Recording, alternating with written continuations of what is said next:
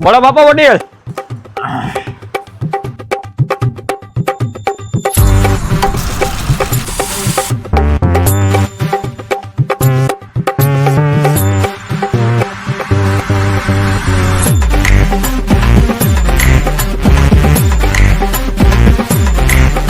જો ભાઈ તમારો સ્પેશિયલ છત્રી ગોલો. જો ભાઈ તમારો ગોલો. ભાઈ એક ગોલો બનાવી દો તો. કેવો ગોલો ખાવો? સડી વાળો કે ડીશ ગોલો?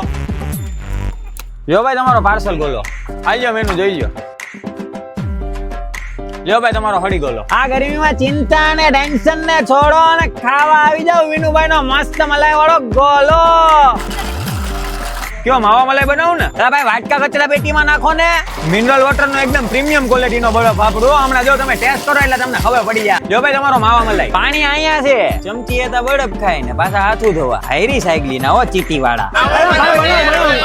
દર ઉનાળે હું આ એરિયામાં ગોલા વેચવાનો બિઝનેસ કરું. લગભગ 9 વર્ષ જેવું થઈ ગયું પણ હજી કોઈની તાકાત નથી કે આ એરિયામાં મને ગોલા વેચવામાં કોઈ ટક્કર આપ્યો કેવો. જો બેન તમારો કાચી કેરી.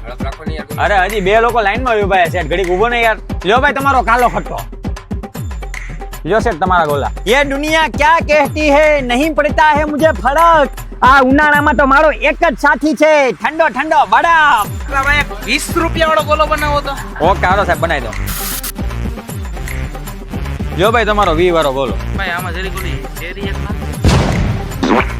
જો ભાઈ જરાક આમ ઓલું તૂટી ફૂટીને ટોપરું નાખ્યું તો.